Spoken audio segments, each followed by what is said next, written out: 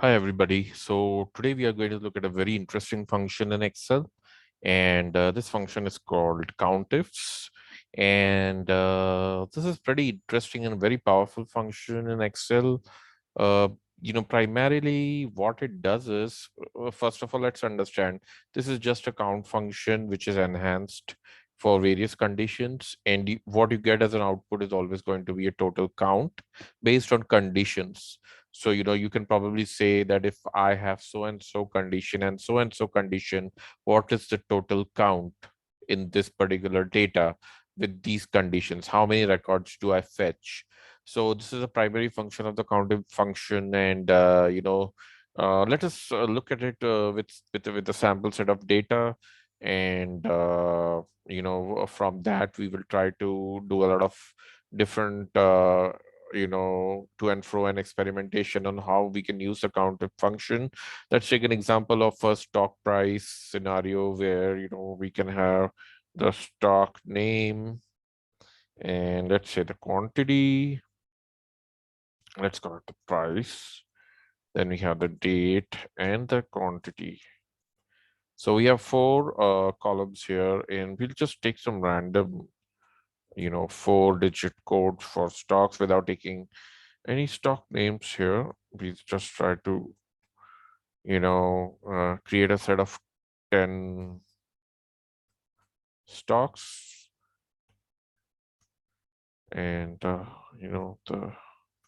objective is to create a good example here to explain and demonstrate what's going on really. And actually, so I think we do have around 10 records here. Let me check. Okay, so we do have 10 different stocks, and let me just put some random cost of the price of the stocks, and we just take whole numbers here.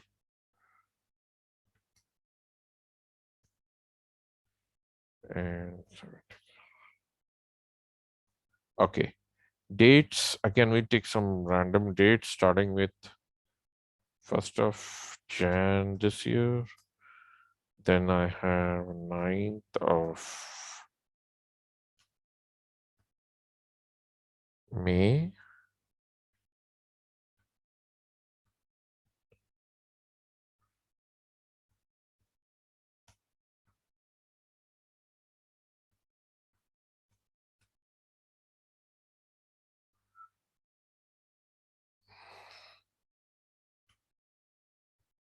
Just quickly putting some random dates here, but this is going to be useful in analyzing and filtering of data. So we look at it on how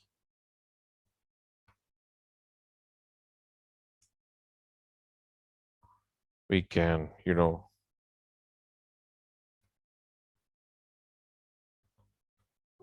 so these are just some random dates, and 30th of April, and the last one is done here.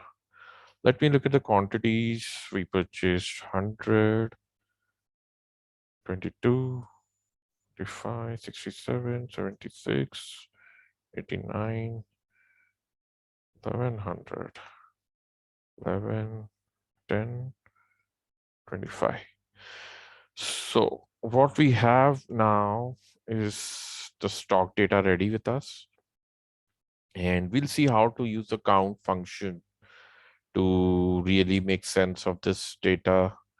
And from there on, we can look at some interesting scenarios of how we can use the count function to get the total count based on various conditions. It's really a very powerful way of generating your sum count, especially for big sets of data. This, we take an example with just 10 records, but usually we'll have records like running into thousands, and that's where the power of this function comes in. So let's take an example of What if I want the count of the stocks that are priced above 40 in quantity above 50? So how many stocks are priced above 40 and the quantity executed is above 50? So to do this, the price column, we'll take the price column. So what we do is we start by saying count ifs, and the price column is from F4 to F13. So F4 to F13, comma, and then the condition will be put in double quotes. So we want price greater than 40. So what I'll do is double quotes greater than 40, close of quotes, and then I put a comma for the next condition, which is quantity should be greater than 50. So I'll go from H4 to H13, H4 to H13, comma, and quantity should be greater than 50. And then I close this to get the total count. So yes, there we go. So this is the total count of all the records of total count of all records greater than price 40 and quantity greater than 50. So that's interesting.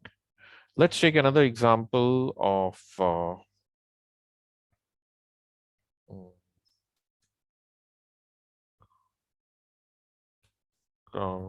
of records of stocks priced greater than 40 and